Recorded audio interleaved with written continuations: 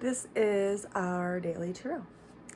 I'm Kat, and I am very tired today. It probably is written all over my face. I actually woke up with the rising moon, which is so funny because even though, the moon is going to its new moon phase, which means that we should be seeing less light in the sky, I live somewhere where there's so little light pollution and I am so sensitive to light that it actually woke me up when it crested over the mountain.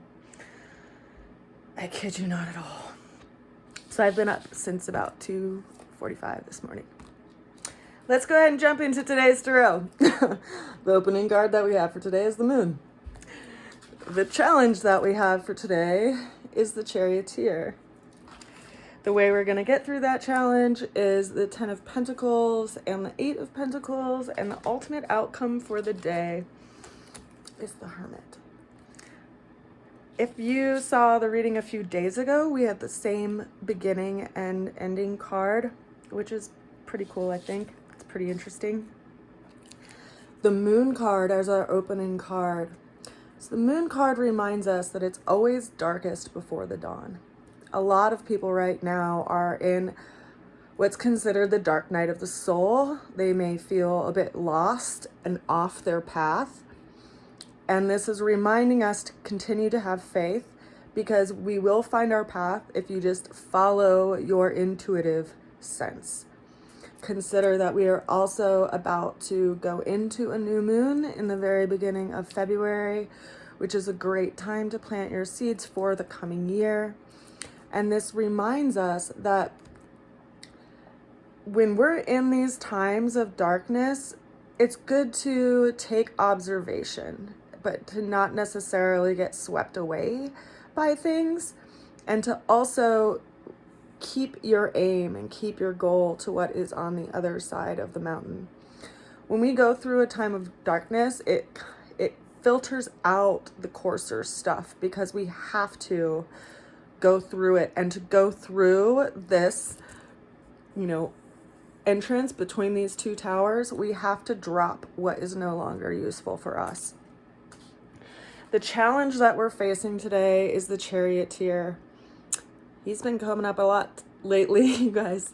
The Charioteer is so interesting because it's this active water or cardinal water energy, and it's related to the sign of Cancer. So it's having this really strong emotion. This card is also related to the moon, interestingly enough. And so we have this reminder of the strength of our emotions and how they can pull us into situations and pull us into engaging into situations.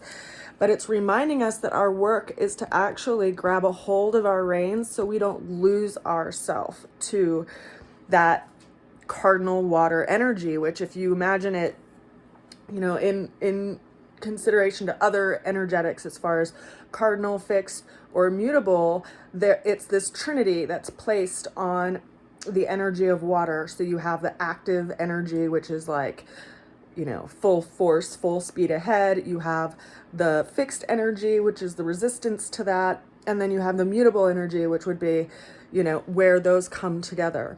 And the cardinal energy is like this rush of energy, this rush of emotional knowing, and things that may have been revealed, especially since the last full moon that we had, because things have been dissolving. We've been able to see things have been brought to the surface. And this is reminding us that we have to take control of our reins so that we can get back on our path, because we've been led astray in some regards. Now, the way we're going to get through the challenge is this combination of energies. These two cards came out today together. We have the 10 of Pentacles, and we also have the 8 of Pentacles. And so this is reminding us again to keep our goal and our aim in mind. Right? We can get let off of our path. We can get distracted by things, but as long as we still keep our goal and our aim on what our actual, happily ever after looks like in an actual belief sense, in a material sense, then it can keep us on our path. We just have to redirect ourselves a little bit by pulling in those reins on one side or the other.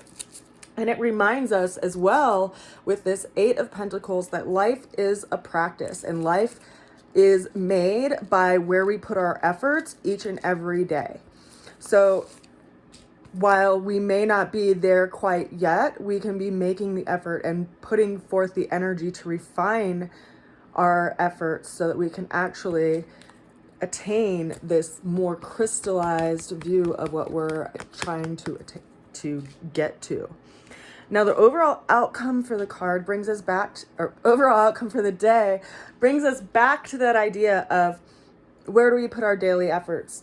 Because, you know, consider that the opening card, we saw this mountain, and then the closing card is the Hermit, the person who's on top of the mountain. And this person is looking inwardly and seeing what they need to heal so that they can show up in the world in their most divine light. And also consider that this card is also related to the Virgo energy of, you know, what is my daily practice? What is my daily routine? How do I take care of my health? What do I do to maintain my health, you know, through food and through diet and through exercise, because that's what Virgo governs. It also brings up this idea of not being overly critical with people and with one another right now, because consider that you and me and our friend down the street, we're not the only ones that are in this dark night of the soul. Everyone in some capacity is in this energetic right now and is looking over things that they see in themselves that maybe they don't necessarily like, but don't get so identified with those things that you ignore the other aspects of yourself, right?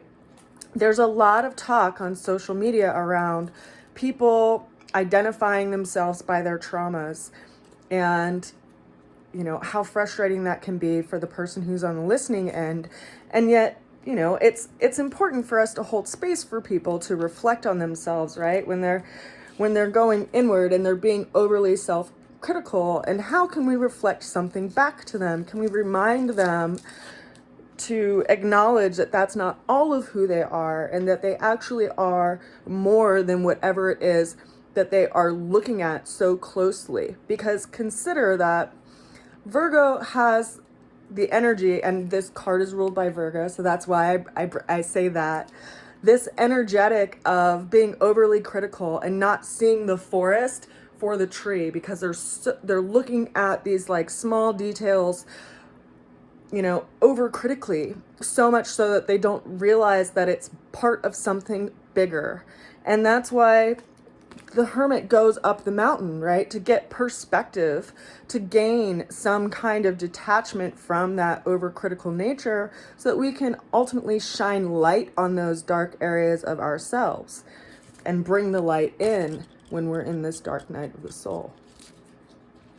So that is our tarot reading for the day. If you would like a personal reading with me, feel free to reach out. I offer both tarot readings and astrology readings.